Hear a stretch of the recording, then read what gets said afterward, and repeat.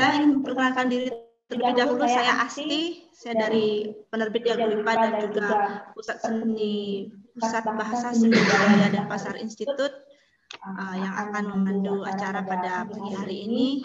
Kita akan melaksanakan acara ini secara informal ya. Segala penyampaiannya akan disampaikan secara informal, tapi serius tapi santai gitu ya. Karena ini juga kami yakin Bapak Ibu yang hadir pada pagi hari ini juga telah memiliki pengalaman atau jam terbang yang tinggi sekali, sehingga harapannya acara ini bisa memberi manfaat positif bagi kita semua, yang mana dengan teknik parafrase mengkonversi tesis atau disertasi Anda menjadi buku monograf atau buku referensi yang akan dibawakan oleh Bapak Dr. I. Nengah Laba. Dan akan barangkali Bapak Ibu ada yang sudah memiliki draft, silahkan bisa di-share. Dan hal-hal lain nanti akan dipandu langsung oleh Bapak Dr. I. Nengah Laba. Saya belum menyapa Bapak Laba ya. Pak Dr. Nengah Laba, selamat pagi Bapak. Selamat pagi Bu Asti, selamat pagi rekan-rekan semua yang sudah semangat pagi ini. Selamat pagi Pak. Selamat pagi Bu. Selamat pagi dari Ambon. Ambon hujan Ibu? Hari ini panas Bu. Panas. Oh panas. Mudah-mudahan nanti juga ikut acara ini juga panas gitu ya, bersemangat penuh dengan api berkobar gitu, berapi-api. Baik, untuk menghemat waktu, saya persilahkan Bapak Dr. Nengah Laba untuk memulai acara teknik parafrase ini pada pagi hari. Silakan Bapak. Ya, terima kasih banyak Bu Asti, terima kasih banyak Pusat Bahasa Seni dan Budaya yang sudah mengizinkan saya berbagi pengalaman, berbagi cerita bagaimana kita bisa nantinya menerjemahkan, mengelaborasikan tesis sama disertasi khususnya agar tidak nyantol saja di ruang-ruang perpustakaan. Itu yang kita coba akan lakukan pagi ini. Selamat pagi sekali lagi rekan-rekan peserta. Salam sehat bagi kita semua di tengah kondisi kurang stabil yang berpengaruh.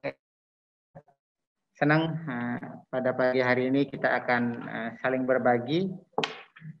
Jadi tadi sudah disampaikan oleh Ibu Asti bahwa hari ini selama kurang lebih 10 jam kurang 8 jam 30 menit kita akan berbagi cerita tentang pengembangan disertasi menjadi buku melalui teknik parafrase.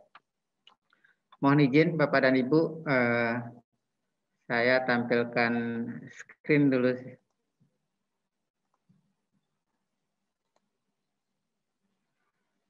Apa Bapak dan Ibu sudah melihat screen di layarnya masing-masing? Mohon infonya dulu Ibu Rukhama, Bapak Ade Dwija. Sudahkah? Sudah Pak. Iya. Banyak. Nah, kita pada pagi hari ini lebih fokus pada bagaimana transformasi. Tesis kita pilih kata transformasi. Kita menjadi transformer nantinya. Penulis itu sebuah transformer, seorang transformer ide. Bagaimana menuangkannya menjadi sebuah buku yang utuh. Ya. Ini acara ini diselenggarakan oleh Pusat Bahasa Seni dan Budaya dan bekerjasama dengan penerbit Yaguipa. Terima kasih sekali lagi undangannya. Dan hari ini kita akan coba bagi kegiatan menjadi 8 pada menulis buku parafrase apa, mengapa, dan bagaimana. Terus akhir coba akan berbagi kiat-kiat seorang transport, kiat seorang penulis, bagaimana mentransformasi tesis disertasi menjadi buku. Izinkan saya memperkenalkan diri. Nama sudah diperkenalkan tadi. Saya seorang pernah rugi dari lahir selalu mendapatkan ini latar pendidikan di tempat saya dapat menimba ilmu. Ini pengalaman tempat juga jadi guru TK lebih asik. Sekarang menjadi seorang dosen, asesor, menjadi editor pendidikan dan dipercaya menjadi ketua Forkom PJI. Forkom PJI itu Forum Komunikasi Pengelola Jurnal Ilmiah Indonesia. Itu kegiatan mudah-mudahan ke depan selalu berkolaborasi.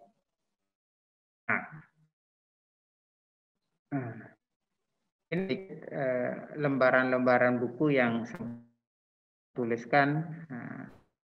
Kalau keseharian saya mengajar bahasa Inggris dan bahasa Jerman.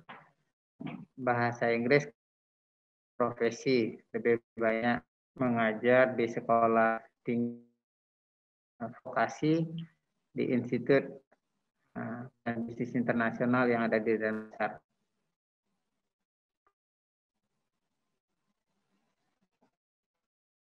Bukunya kebanyakan bergerak di bidang pariwisata, pembelajaran bahasa Inggris.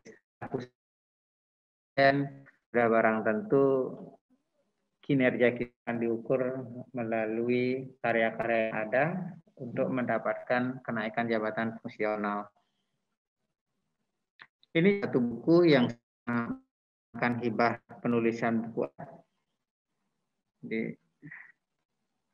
Jadi hampir menerbitkan atau menulis buku 1 tahun 1 buku.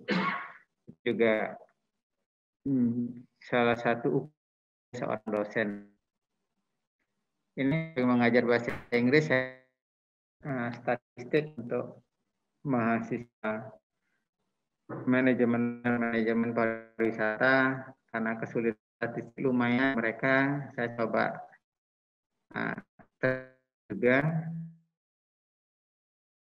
mahasiswa dan dosen non statistik. Jadi khusus akan adik-adik mahasiswa di latar belakang tidak memahami algoritma statistik, mudah memahaminya. Kita sudah mulai melangkah ke ini Bapak Ibu, salah satu hasil karya saya yang saya juga gunakan untuk kenaikan jabatan fungsional dalam bentuk buku.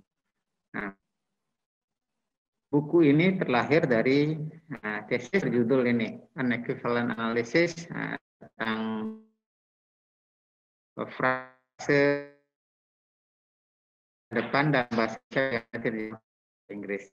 Tesisnya lahir saya tahun 2007, yang menjadi orang dosen. Nah, orang dosen itu karya ini bilang terbitkan ini buku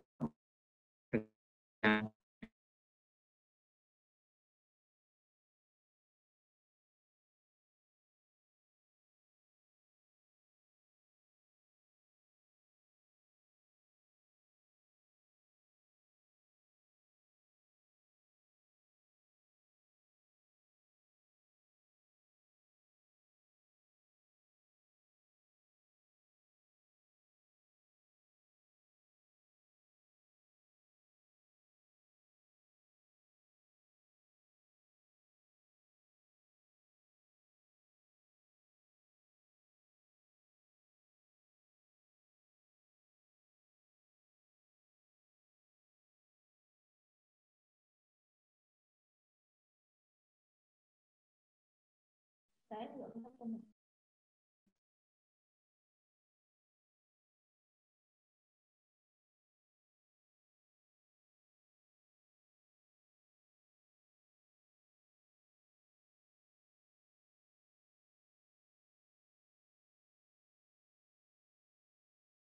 itu.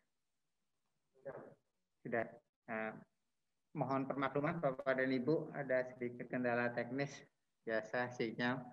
Nah ini disertasi saya berjudul Representasi dan Dominasi Lingual dalam Wacana Pariwisata, Analisis Wacana Kritis.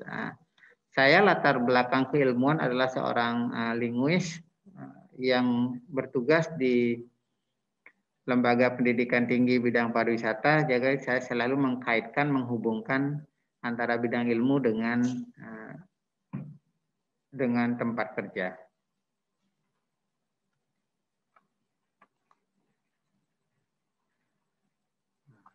Nah, dari disertasi ini, ya, share screen ulang. Mohon maaf, sebentar dulu. Share screen. Oh, tadi mati totalnya. Nah, kita sudah sampai tahapan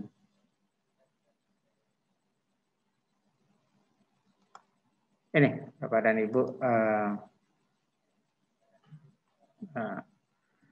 Tadi ini judul disertasinya saya ubah menjadi buku dan mudah-mudahan tahun ini tuntas karena itu tadi setiap tahun saya coba upayakan satu buku. Ide utamanya tentunya didapat dari disertasi tadi dan saya ubah menjadi judul buku Pariwisata dalam Perspektif Wacana Kritis. Nah, pemilihan judul juga Bapak dan Ibu menurut pengalaman sangat menentukan nilai jual, sangat menentukan bagaimana para pembaca kalau kita taruh buku kita di toko-toko buku ataupun secara online, judul itu berperan penting karena penampakan pertama. Yang kedua, ketika kita gunakan buku ini untuk pengajuan jabatan fungsional dosen ataupun guru nantinya,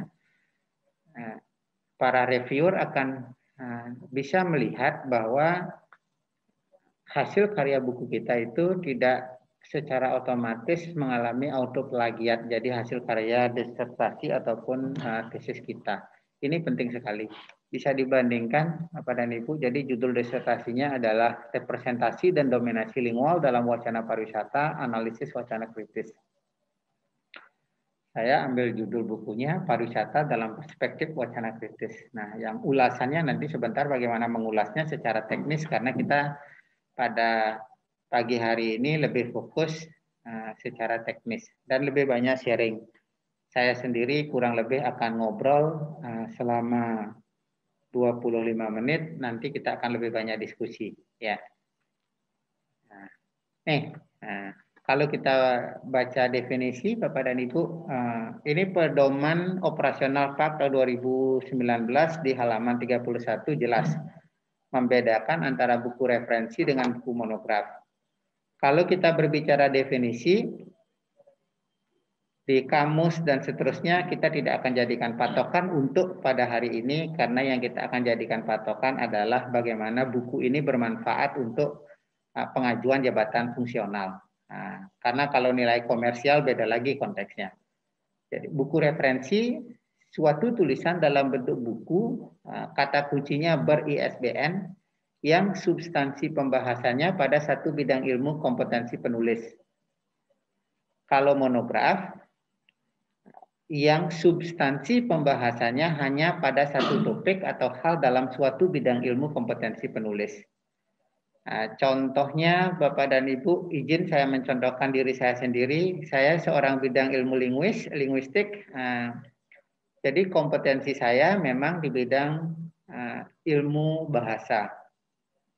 Itu kompetensi saya. Kalau saya menulis buku tentang ilmu bahasa secara umum, linguistik, buku saya disebut buku referensi. Kalau seandainya saya pilih satu topik dari bidang ilmu linguistik, misalkan katakanlah sosiolinguistik atau pragmatik, itu akan disebut buku monograf. Contoh lain misalnya kalau ada rekan-rekan di peserta pada kegiatan hari ini ada yang bidang ilmunya manajemen, kemudian fokus pada bidang ilmu manajemen sumber daya manusia misalnya, itu pembedanya nantinya. Dan kata kuncinya juga di acu bahwa harus ada metodologi pemecahannya, nanti ada daftar pustaka kesimpulan. Serupa dengan tesis disertasi. Nah, cuma kita membahasakannya seperti apa. Bapak Ibu, berapa dari rekan kita di sini yang sudah pernah menerbitkan buku? Bisa diangkat tangannya. Jangan angkat kaki Bapak dan Ibu, angkat tangannya. Berapa orang?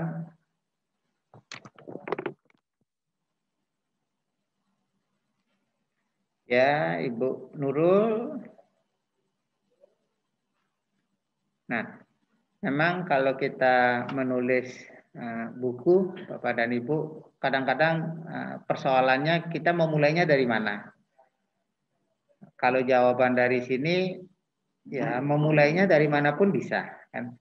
Memulainya dari manapun bisa. Dari apalagi saat ini, memulai menulis dari kamar mandi pun bisa.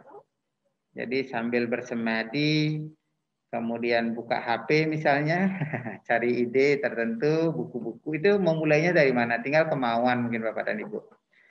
Idenya apa? Tentunya kalau kita berbicara ide, kita akan sesuaikan dengan bidang ilmu. Kalau tujuannya untuk jabatan fungsional.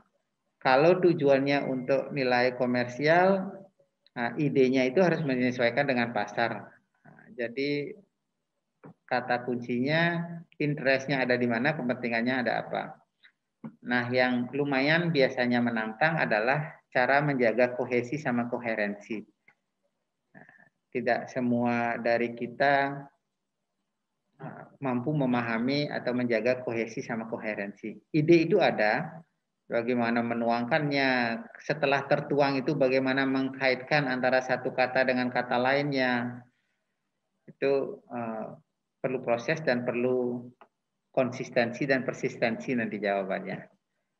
Nah, judul sekali lagi perlu menarik, menjaga konsistensi harus diupayakan. Kalau izin berbagi pengalaman, ya ditargetkan misalnya 1 jam, kalau mau menulis buku tahun depan akan melahirkan buku, dari sekarang 1 jam dicicil lah konsistensi itu. Ketika ada tantangan kita mencoba persisten. Bisa juga Bapak dan Ibu,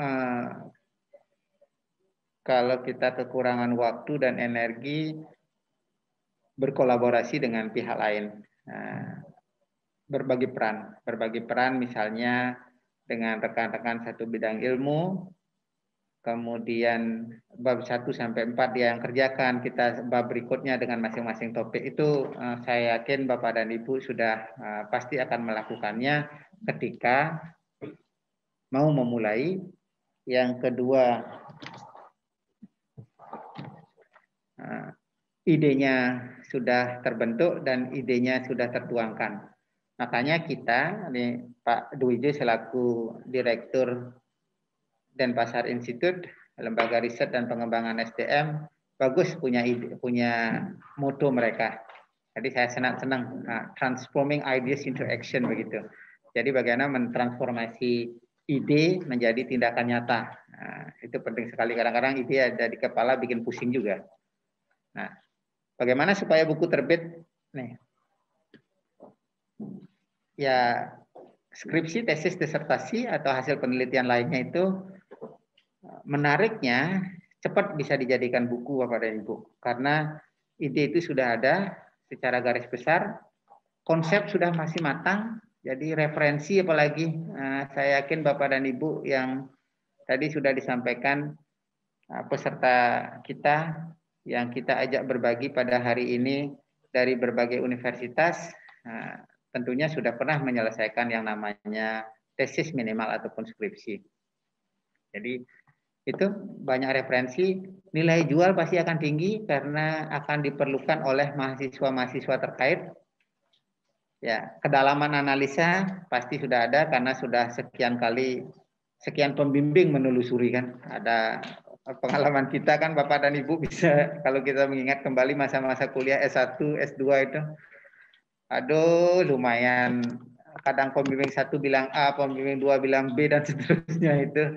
Nah, maka dari itu sangat menarik ini sebenarnya ide penerbit Yagwipa yang sedang berproses untuk mengajak teman-teman menerbitkan bukunya. Jadi ya tesis, skripsi, disertasi, kasihan kalau hanya mohon maaf dimakan rayap di perpustakaan dan kadang-kadang ada yang baca gitu. Kalau kita taruh misalnya di toko-toko buku ataupun di internet sekarang berkeliaran, itu minimal ketika klik namanya laba ada salah satu judul bukunya kan itu.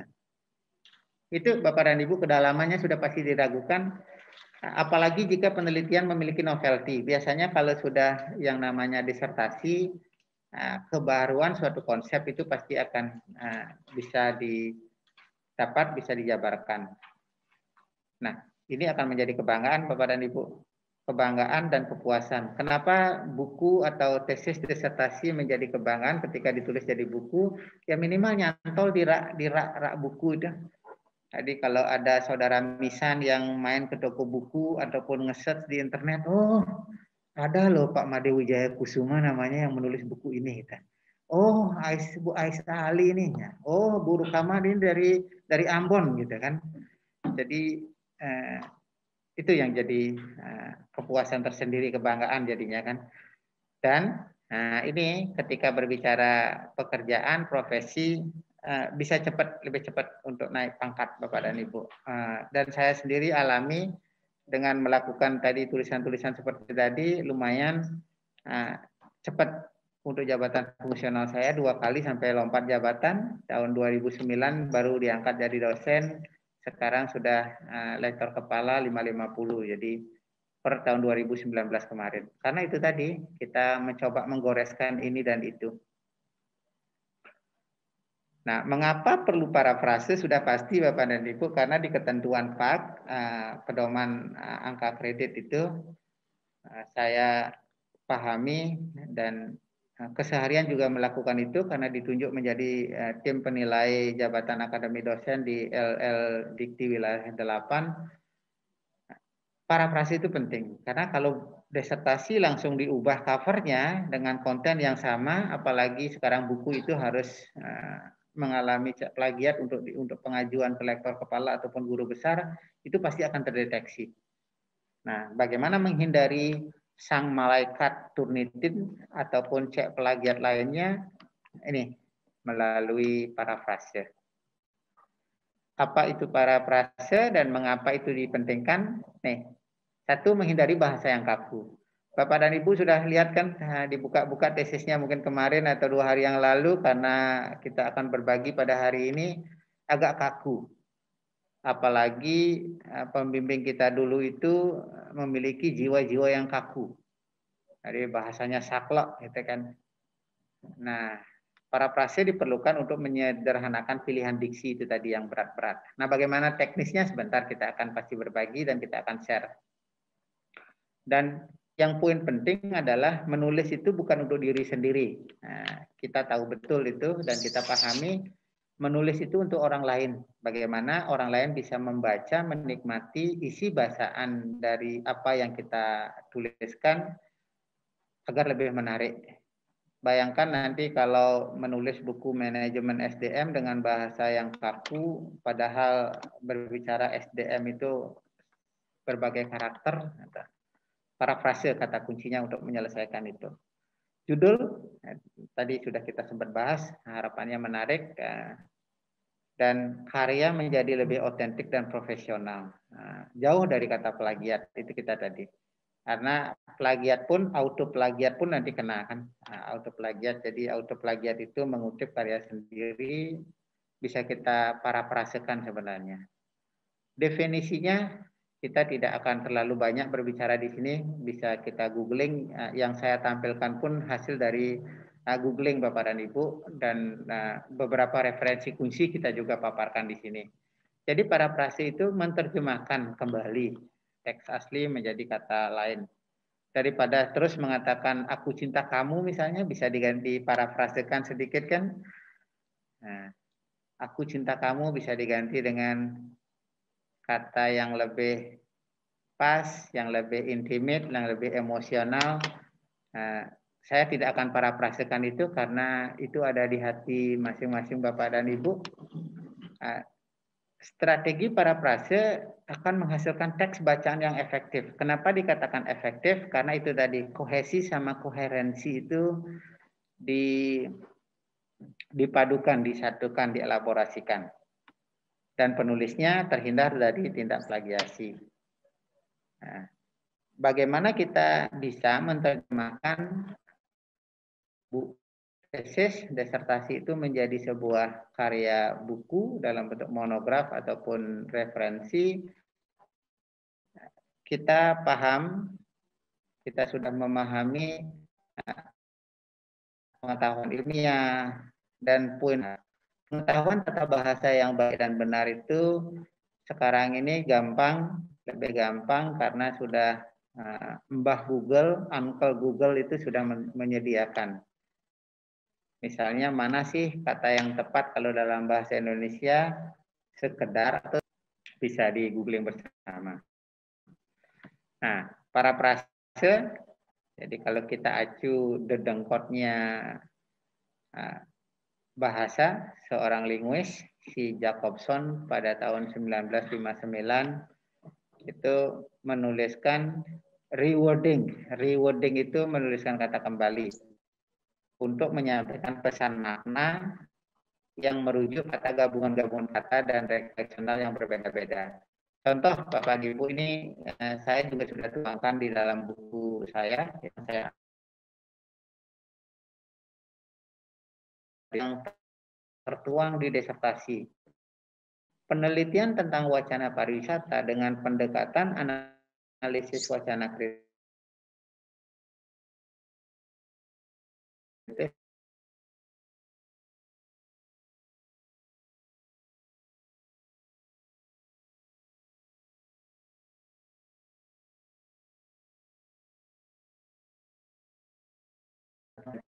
kemudian saya coba paraphrasekan agar satu mudah diterima oleh masyarakat, agar mudah dipahami. Kadang-kadang bahasa seperti ini misalnya pemerolehan informasi yang berupa teori yang digunakan dalam penelitian, data, metodologi, hasil temuan, dan kelebihan serta kekurangan yang ada berdasarkan konsep dan pendekatan. Kalau ini ditaruh di toko buku, ya hanya 1-2 yang melihat. Tapi kalau kita taruh seperti ini, tidak hanya seorang peneliti yang melihat, jadi seorang rekan-rekan di akademisi maupun praktisi bidang pariwisata akan melihat, seorang teman-teman dan rekan-rekan yang berkecimpung di bidang wacana juga akan melihat kita. Nah, ini dibuat seperti ini. Konsep pariwisata berkaitan erat dengan berbagai wacana di tengah masyarakat. Para penulis memiliki sudut pandang yang berbeda dalam mengkritisi wacana tersebut. Yang dimaksud nanti para penulis memiliki sudut pandang itu tadi yang kita maksudkan. Karena beberapa penulis yang kita kaji sebagai acuan penulisan disertasi ataupun tesis kita itu, mereka pasti memiliki sudut pandang. Dan kita tetap dicantumkan di dalam buku itu yang relevan dengan kondisi kekinian. Itu bisa disambung lagi nantinya. Relevansinya seperti apa bisa dipaparkan lagi sedikit kan. Gitu. Bisa dibandingkan nanti. Nah, itu salah satu contoh awal Bapak dan Ibu bagaimana strategi paraphrase ini berperan penting untuk menghindarkan kita dari plagiat. Yang kedua, reviewer yang ada di Dikti terkait dengan jabatan fungsional itu bisa mengulas hasil karya kita. Karena kalau saklek sekali lagi kelihatan hasil dari disertasi ataupun tesis tanpa paraphrase itu tidak akan diterima. Yang kedua, si Watson dengan teman-temannya pada tahun 2012 mendefinisikan hampir sama, mengungkapkan kembali, kata kuncinya kan rewording, mengungkapkan kembali, ide pokok dituangkan agar mudah dimengerti sehingga pembaca itu memahami teks yang dibaca dan pada akhirnya mampu menyimpulkan isi teks di akhir bacaan.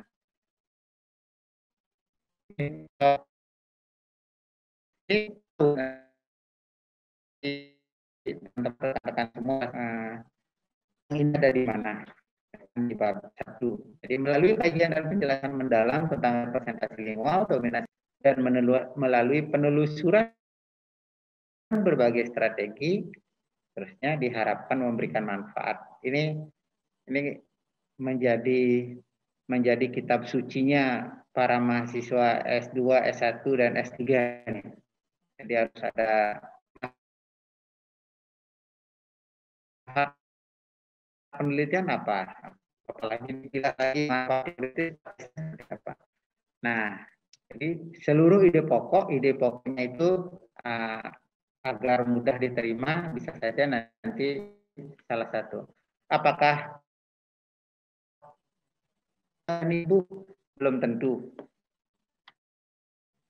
Yang terpenting masing-masing penulis mempunyai gaya yang berbeda, tapi poin pentingnya adalah bagaimana satu, kita bisa menghindarkan diri dari auto plagiat, yang kedua, bagaimana hasil karya kita itu mudah dipahami oleh pembaca.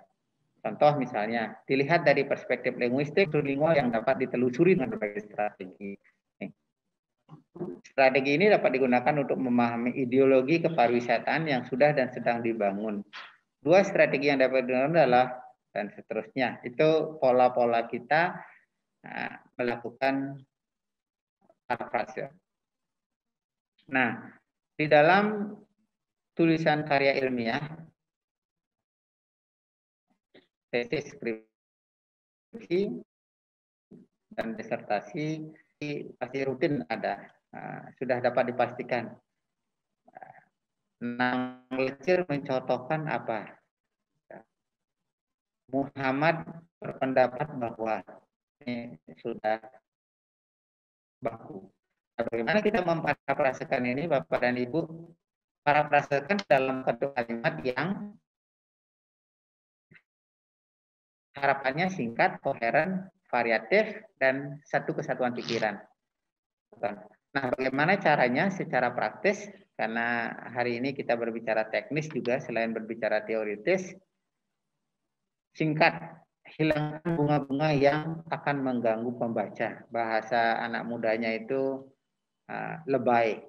Hilangkan ML, bukan making love, tapi master lebay itu dihilangkan. Ya. Contoh secara nyata misalnya, mohon pada tahun 2020 itu tidak nyata.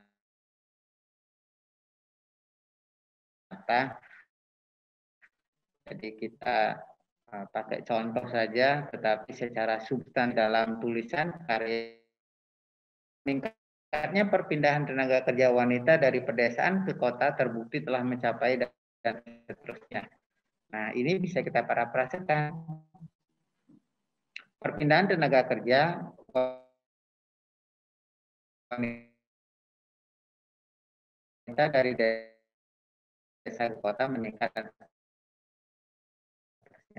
Nah, ini kalau kita berbicara nulisan ini para di belakang, ya, di referensi yang jadi kita akan gunakan sebagai acuan. Kemudian koheren, yang dimaksud dengan koheren itu hubungan bentuk kalimat. Beda kohesi sama koheren.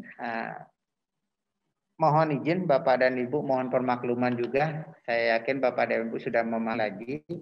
Kalau sudah paham, mohon tidak merasa jenuh mendengarkannya. Beda koheren sama kohesi itu, koheren itu satu kesatuan makna, kohesi itu satu kesatuan bentuk.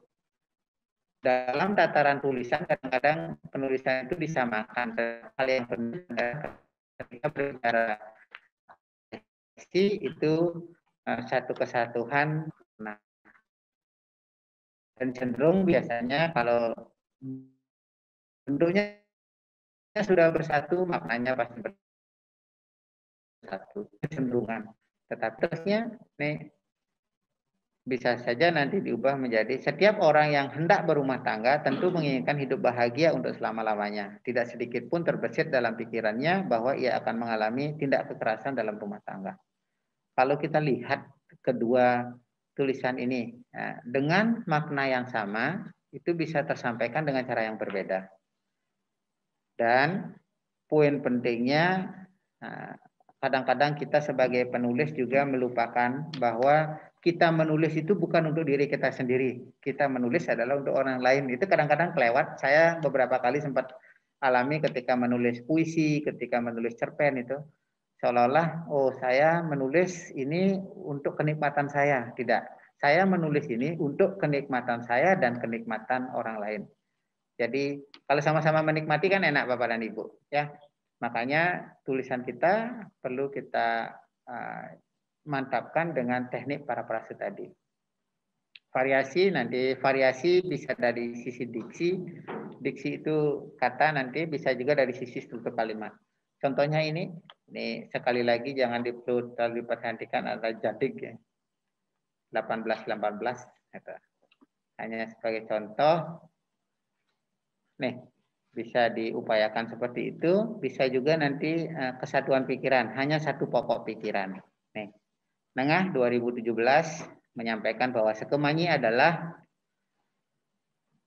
sekemanyi yang sifatnya gotong royong merupakan sistem kerja sekelompok petani di Bali. Sekemanyi dilakukan oleh beberapa orang secara bersama-sama. Anggotanya mendapat giliran untuk mengerjakan sawahnya secara berganti-ganti. Ini kadang-kadang ide pokok yang satu itu dikatakan dengan yang anggotanya mendapatkan giliran untuk menentukan yang sifatnya mirip dengan gotong royong. Itu dijadikan satu kesatuan pokok pikiran dengan parafrase seperti di bawah. Apakah parafrasenya ini baku? Belum tentu Bapak dan Ibu. Konsep dasar parafrase adalah rewording. Prinsip dasar parafrase adalah bagaimana kita menuangkan tulisan yang sudah ada itu dengan gaya tulisan yang berbeda, tetapi maknanya itu tetap satu kesatuan. Bahkan Bapak dan Ibu, ini izin juga menekankan ejaan perlu itu juga diperhatikan ketika kita menulis buku. Jadi ejaan itu kaidah bahasa yang mengatur penulisan huruf besar, penulisan koma, tanda baca dan lainnya. Penempatan tanda baca, misalnya baca nih Bapak dan Ibu, nih kadang-kadang ambigu maknanya ini. Menurut kabar burung Pak Ahmad mati, atau menurut kabar burung Pak Ahmad mati, atau menurut kabar burung Pak Ahmad mati. Ya, mohon maaf ya kalau di dalam grup ini ada yang namanya Pak Ahmad, nanti ada kesamaan nama dan tempat, dimaklumi. Ini hanya keperluan untuk sinetron kita pada hari ini tentang strategi penulisan buku monograf dan buku referensi melalui strategi parafrase.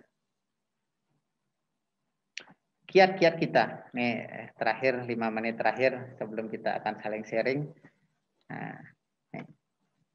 Kiat-kiat transformer, kita sebut transformer itu kita akan mentransformasi tesis, disertasi, bahkan skripsi ke dalam buku agar mudah diterima oleh masyarakat. Jumlah bab bisa diperbanyak, nanti bisa ditambahkan, bisa dikurangi tergantung. Namun konsep dasarnya sudah ada kita dapatkan. Ya, jaga koherensi tiap bab, maksudnya koherensi itu agar menjadi satu kesatuan utuh bukunya, itu perlu kita tanamkan koherensi tidak hanya antar kalimat, tidak hanya antar paragraf, tetapi juga antar bab.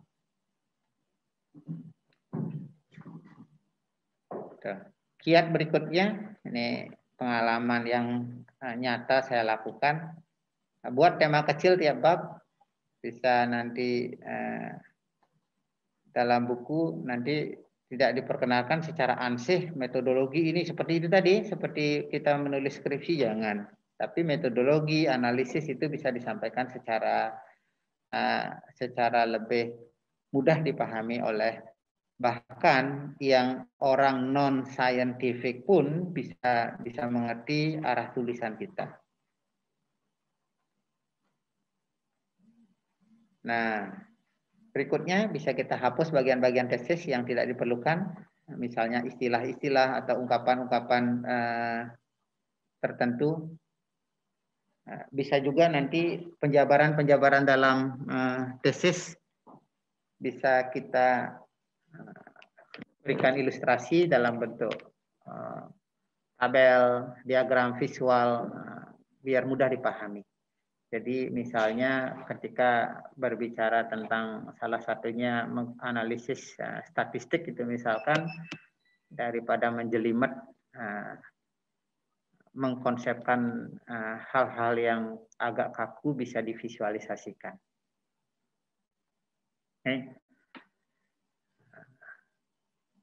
Kiat berikutnya juga membahasakan kembali dengan pilihan kata yang luas dan tidak kaku. Misalnya Pak Irianto tahun 2001 menyatakan bahwa ideologi melekat dalam setiap produksi sosial. Bayangkan katanya itu setiap produksi sosial, sistem budaya, dan produksi media yang dapat menampilkan pesan dan realitas hasil konstruksi tampak seperti nyata, natural, dan benar. Kadang-kadang bahasanya cukup kaku. Kaku dalam artian dibaca oleh masyarakat umum, tapi kalau oleh masyarakat akademik yang apalagi yang mengkhusus membahas atau memahami ideologi, pasti ya, mereka akan memilih seperti ini karena bahasanya ya. Jadi bisa diparafrasekan menjadi ideologi menjadi hal yang kompleks karena berhubungan dengan sistem sosial budaya dan peran media di dalamnya. Media dapat membenturkan satu ideologi dengan ideologi lainnya melalui sarana bahasa. Dengan penggunaan gaya bahasa tertentu, hal yang realistis kita sudah alami ini. Dan kita masyarakat Indonesia perlu lebih banyak literasi mungkin di kedepannya. Para pegiat-pegiat penulis, pegiat literasi ini bisa nanti berperan. Ya. Itu Bapak dan Ibu, sesuatu yang agak kaku itu mohon dipercantik seperti ini. Ya, agar mudah dipahami, menarik untuk dilihat. Itu yang kita lakukan oleh seorang transformer, oleh seorang penulis. Data-data pendukung analisis dapat disajikan dalam lampiran nantinya, yang data-data kunci itu, misalkan katakanlah hasil tabulasi dari kuesioner, itu bisa disajikan. Kalau tidak bisa divisualisasikan di dalam buku, pilihannya adalah menaruhnya di belakang sebagai lampiran. Nih, hindari pengulangan kata. Nanti pengulangan kata itu dalam tesis, skripsi nyata betul. Kata penelitian itu berapa kali bisa diulang nanti kan. Kata analisis bisa berapa kali diulang kan. Nah, menarik. Harus bisa dibuat ke dalam buku yang mudah dibaca. Berapa lama? Nih, mungkin waktu yang dibutuhkan untuk mentransformasi. Lamanya akan sangat tergantung dari kita masing-masing. Tapi berdasarkan pengalaman saya dan kadang saya juga kerjasama dengan tim. Kalau mentransformasi skripsi tesis menjadi buku itu kurang lebih memakan waktu 3-4 bulan. Jadi 3-4 bulan kita lakukan teknik parafrase tadi. Karena selain saya sendiri menuangkan skripsi, tesis maupun disertasi saya kadang membantu teman-teman yang memiliki tesis. Saya coba kompor-komporin daripada taruh di perpustakaan. Ayo digoreskan ulang kembali. Wah, saya tidak ada waktu dan seterusnya. Ya, nanti konsepnya menurut seperti apa, nanti kan kita bisa polakan seperti ini, kasih contoh, kemudian kita dampingi. Itu yang kita lakukan. Nah, tes pasar sebelum buku diterbitkan, nah tergantung Bapak dan Ibu, apakah perlu atau tidak. Nah, menurut saya, kalau idenya adalah untuk membagi sesuatu, berbagi agar apa yang kita pernah teliti, apa yang kita pernah tertulis itu tidak hanya nyangkut di perpustakaan masing-masing program studi ada jurusan. Tidak perlu lakukan tes pasar. Yang perlu dilakukan adalah menjadikannya sebuah buku dan menaruhnya, menitipkannya di toko buku. Laku atau tidak, itu urusan nanti. Karena fokus poinnya adalah bagaimana kita, sekali lagi, menuliskan ide-ide kita, begadang kadang-kadang siang malam, yang sudah berkeluarga kadang-kadang menulis tesis, menulis skripsi itu sampai mengabaikan tanda-tanda seorang istri, tanda-tanda seorang suami karena fokus menyelesaikan tesisnya, lalu sudah menjadi tesis ataupun skripsi hanya ada di rak-rak fakultas, rak-rak program studi. Siapa yang akan datang ke sana? Jauh lebih bagus kita transformasikan dan taruh di toko buku. Demikian sekilas cerita kita, Bapak dan Ibu, cerita pengalaman tentunya, karena saya alami betul bagaimana mencoba menuangkan tesis dan disertasi menjadi sebuah buku. Bahkan skripsi saya tuangkan juga ke dalam bentuk buku dan saya bagikan ke mahasiswa jadi buku ajar dulu. Karena saya berlatar belakang keilmuan itu pendidikan bahasa Inggris. Kemudian setelah tamat S2 ditugaskan menjadi dosen ngajar pada program studi pendidikan bahasa Inggris. Jadi skripsi saya itu saya ubah menjadi buku ajar dan dibagikan ke mahasiswa. Minimal itu tadi. Minimal sudah bisa balik modal antara dana-dana yang dihabiskan selama skripsi. Itu. Dibagi ilmunya dengan margin 5.000 per buku, ya bisa kita dapatkan dana itu kembali kan. Dari kecil sudah ditakdirkan mendapatkan laba soalnya kan. Jadi berupaya semaksimal mungkin dengan pola-pola akademik, dengan pola-pola praktis, mencoba menuangkan ide menjadi tindakan nyata. Sekian Bapak dan Ibu, terima kasih sekali lagi, dan kita tentunya akan berdiskusi dengan sangat informal, termasuk kemungkinan Bapak dan Ibu mengalami kendala-kendala, tantangan-tantangan, padahal idenya sudah ingin sekali menuliskan tesis atau disertasinya menjadi sebuah buku, menaruh dan menitipkannya di toko buku, tetapi sampai hari ini tidak kesampaian. Atau mungkin karena obrolan tadi, bagi pengalaman tadi, kita sama-sama mulai lebih memahami bahwa tesis dan disertasi kita tidak boleh hanya ada di rak buku fakultas ataupun di rak buku program studi. Yang saat ini mahasiswa saya alami betul di kampus jarang sekali juga datang ke perpustakaan karena sudah perpustakaannya berjalan. Ya. Saya kembalikan ke Bu Asti, silakan. Terima kasih banyak.